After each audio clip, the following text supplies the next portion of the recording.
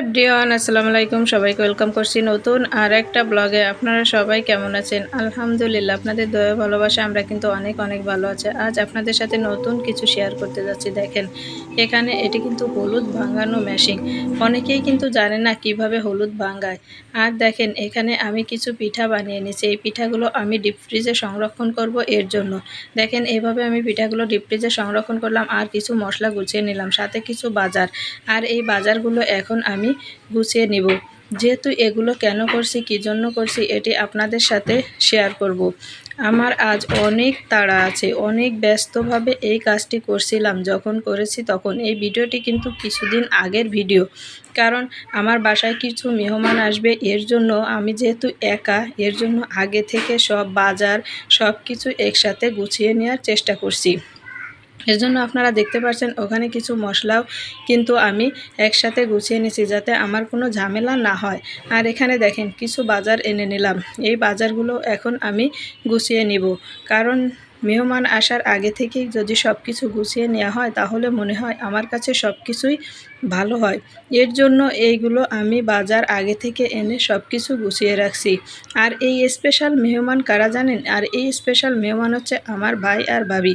এর জন্য আমি এগুলো তাড়াহুড়া করে গুছিয়ে রাখছি। আর বাজারের কথা কি বলবো, আপনারা তো সবাই জানেন বাজারের কিন্তু চড়া দাম।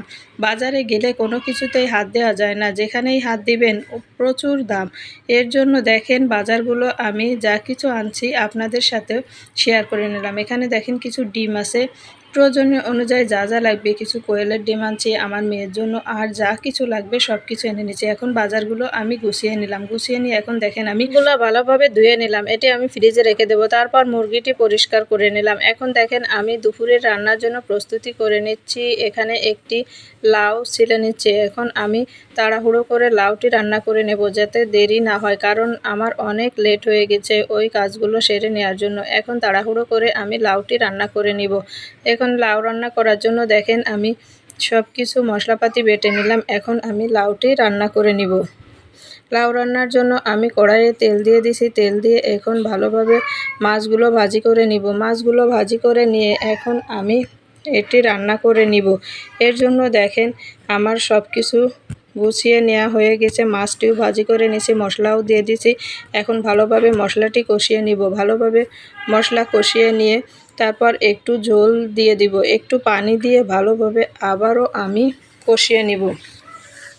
এভাবে পাঙ্গাস মাছ রান্না করলে কিন্তু অনেক মজাদার হয়। আজ কিন্তু আমি সর্বপ্রথমে লাউ দিয়ে পাঙ্গাস মাছ রান্না করছি। আর এই লাউ দিয়ে পাঙ্গাস মাছ রান্না খেতে কিন্তু অনেক মজাদার হয়েছিল।